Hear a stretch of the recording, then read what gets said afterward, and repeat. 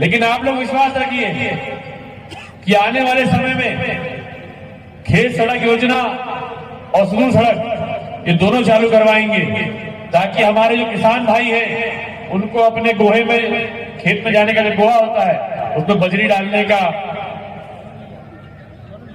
मौका मिल सके और वो अपनी फसल को कुशलतापूर्वक खुशी से अपने खेत में ला सके और खेत से घर ला सके और खेत से मंडी में जाके बेच सके।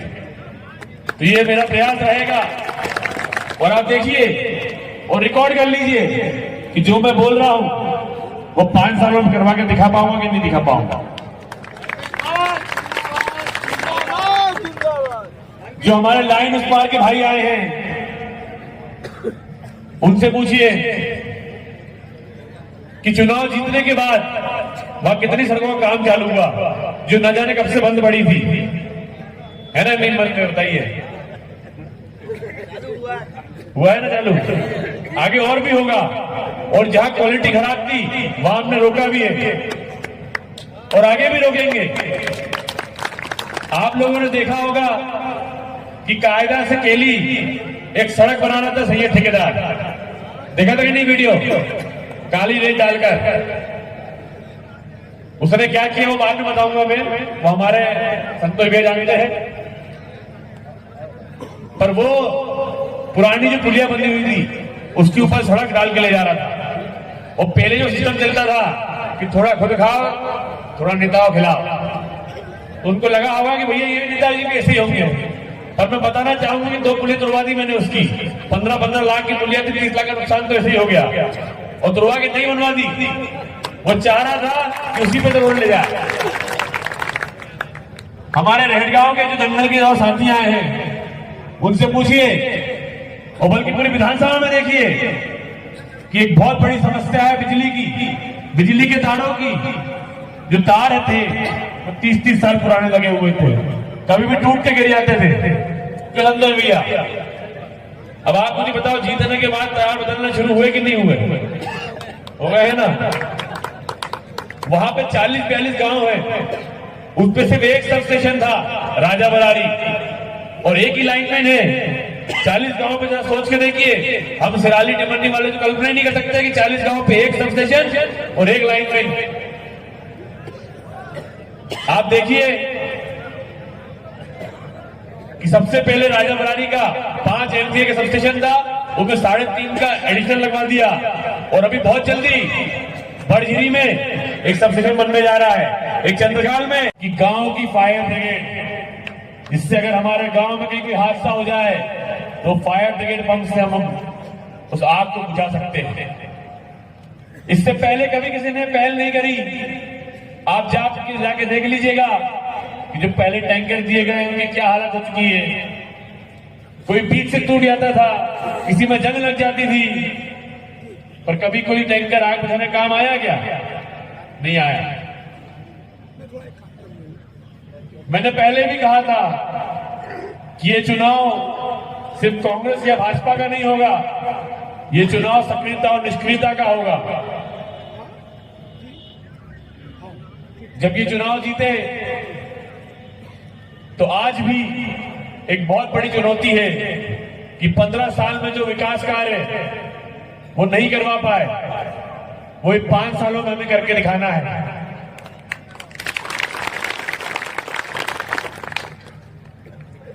जैसा कि हमारे हरदा के आदरणीय विधायक डॉक्टर रामकिशोर धोनी जी बता रहे थे कि हंडिया में 99 लाख का घाट शुरू हुआ है मान नर्मदा के लिए, वैसे ही हमने बहुत से प्रस्ताव दिए थे। विधानसभा में कहा गया था कि 5-5 करोड़ प्रस्ताव दे दीजिए, हम लोगों ने 18-18 करोड़ दे दिए, पर अभी उन्होंने 1 करोड़ का प्रस्ताव पारित किया है। बाकी और 17 करोड़ के भी बहुत जल्दी होंगे धीरे धीरे करके।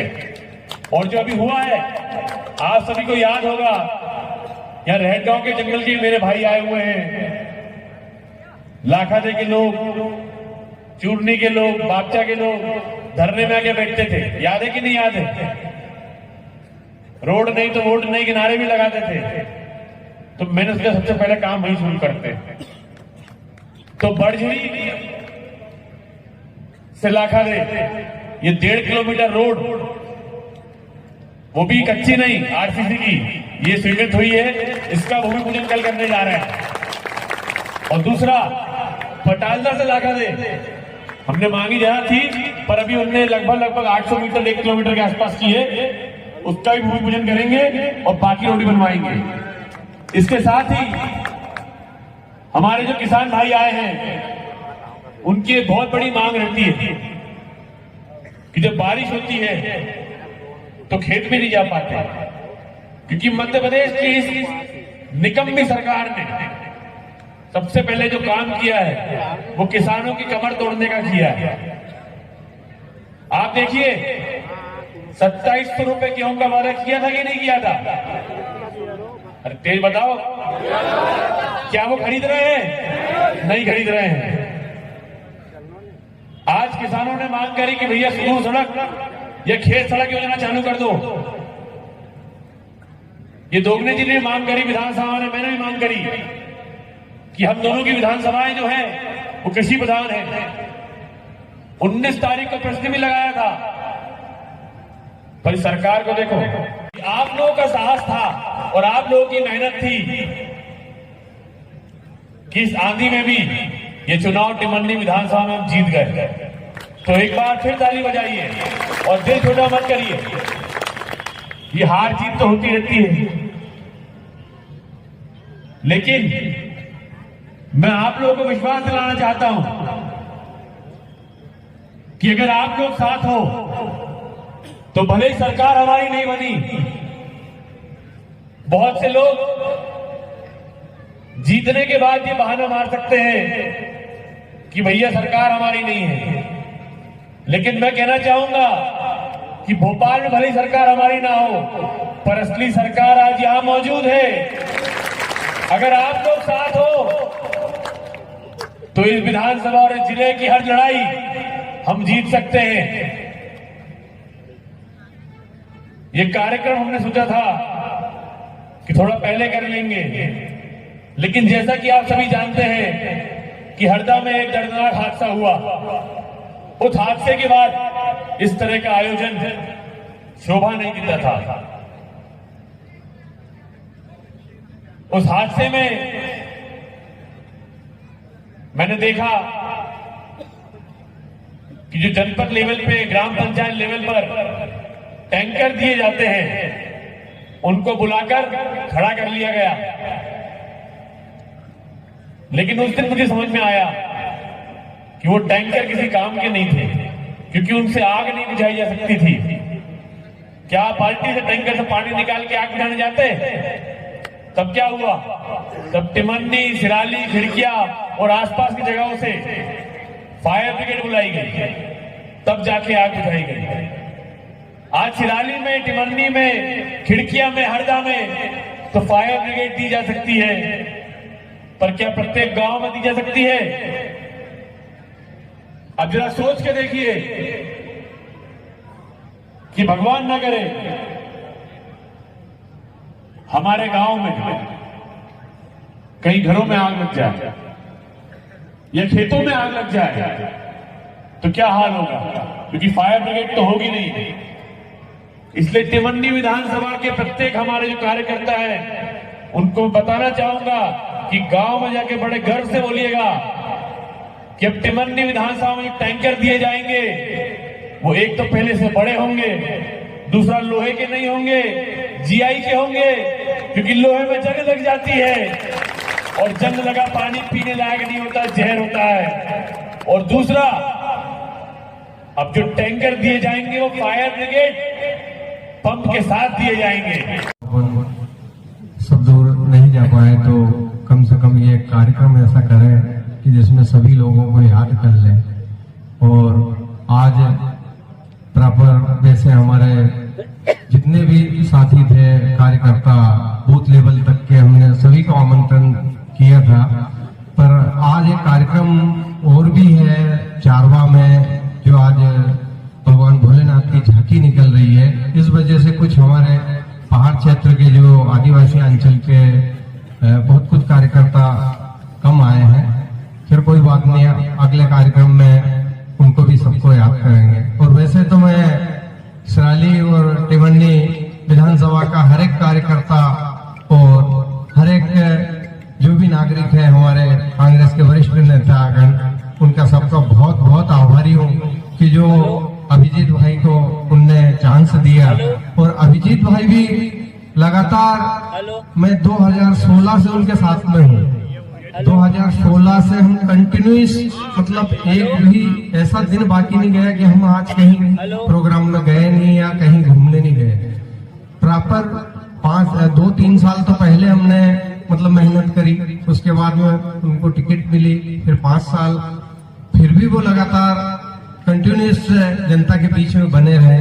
और वही आशीर्वाद पूरी जनता ने उनको भरपूर दिया है, जिसमें कि आज वो हमारे बीच में विधायक है और सबसे कम उम्र के विधायक है। और मुझे मैं उनके 24 घंटा वैसे तो साथ में रहता हूँ, वो हमेशा उनमें एक ललक है काम की।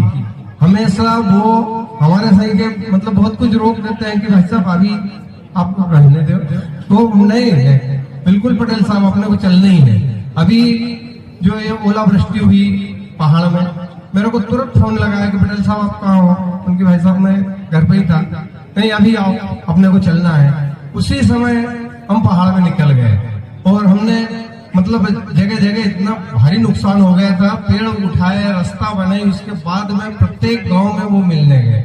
ऐसे सरल स्वभाव के धनी व्यक्ति, मैं उनको हमेशा हृदय से आभारी हूँ और उनसे बोलता भी हूँ कि आप हमेशा जनता की ऐसी ही सेवा करते रहें। धन्यवाद। जय हिंद, जय भारत।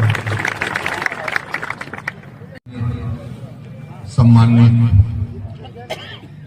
सिराली और टिमरनी विधानसभा और हरदा विधानसभा के समस्त मेरे कांग्रेस परिवार के साथियों, मैं आपको सबसे पहले, आपने जो आज हरदा जिले का मान सम्मान बढ़ाया, मैं आपको सबको चरण स्पर्श करता हूं और आपसे विनती करता हूं कि ईश्वर कभी आपके मान सम्मान पे कभी कोई ठेस नहीं आने दे, ये अपेक्षा हम हमारे दोनों प्रतिनिधि से करते हैं।